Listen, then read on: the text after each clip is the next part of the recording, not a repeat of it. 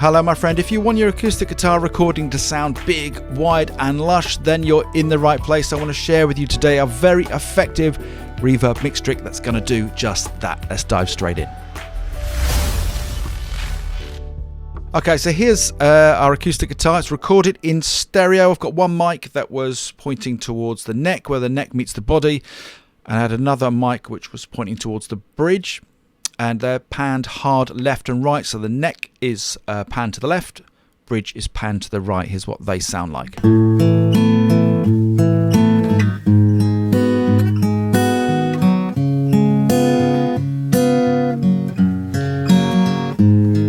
So they already sound really nice. It's a nice recording. It's a nice sounding guitar. Let me quickly show you what's going on before we dive into that reverb trick. So I've got two compressors, two LA3As on each track, just doing a little bit of compression. Then I've got both of these tracks being sent to an acoustics bus where I've done a little bit of processing. I've got a Neve channel strip, just nudging the high shelf a little bit, just for a little bit of brilliance, a little bit of clarity, coming out about 3.2K here, just a little boost again. And I've also brought in a high pass filter at 50 just to eliminate any rumble from the track. Also used a separate EQ just so I could remove a little bit of roomy boominess from the recording too. That's around 400 Hertz. And I've used a relatively narrow Q so I'm not too destructive to the overall sound of the guitars. Finally, an LA2A, which is just doing a little bit. I'm just tickling the needle really just to add some character and a bit of LA2A vibe to my guitars and just thickens them out a little bit. So once again, this is what we've got.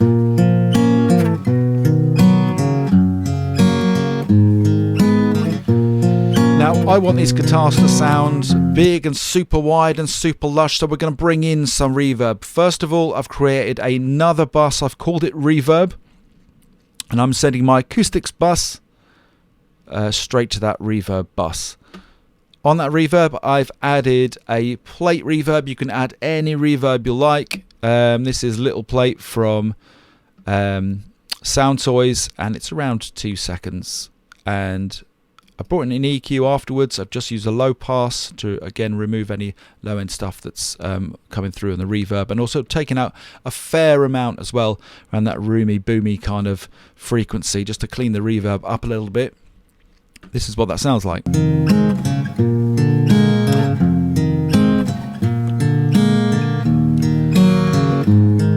So our guitar's sounding bigger and it's sounding a bit lusher, but we want to get even more out of our guitar, and that's where this really neat reverb trick comes in. So now I've created another two buses and I've called them Reverb Left and Reverb Right. I've added in a different reverb, this time Abbey Road from Waves. Again, you can use any reverb you like.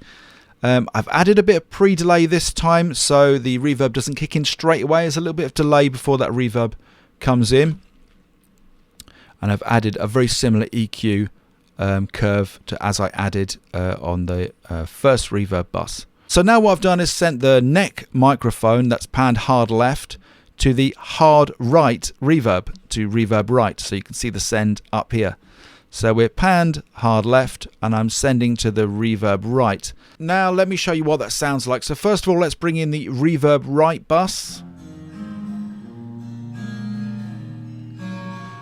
And now I'm going to bring in the neck microphone, which if you remember was panned to the hard left. Let's take a listen to what they sound like together. So kind of in essence we're creating a stereo track all on its own, with the mic recording on the left side and the reverb on the right. And I did the same thing with the bridge microphone. Of course, it's the opposite because this time the bridge mic is panned hard right. So it's getting sent to the reverb left bus channel. Here's what the reverb bus channel sounds like on its own.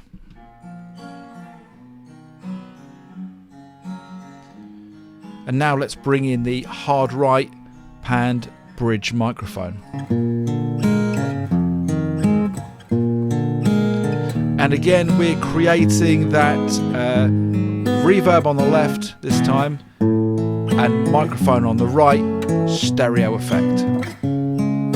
And now let's listen to everything together.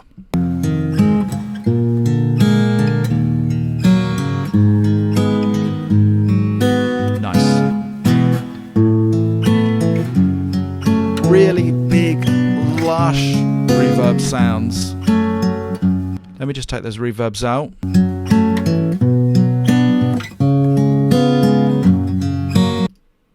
And back in. So there you go. I think that's a really neat, very effective mixing trick to get your acoustic guitars to sound super big. If you want to learn more about mixing, I've got a free course. It's called Pro Mix Method. It's going to teach you how to create a pro foundation to your mixes. You'll find the link for Pro Mix Method below this video. Whilst you're there, don't forget to like and subscribe. And if you enjoyed this video today, you definitely want to check this next one out.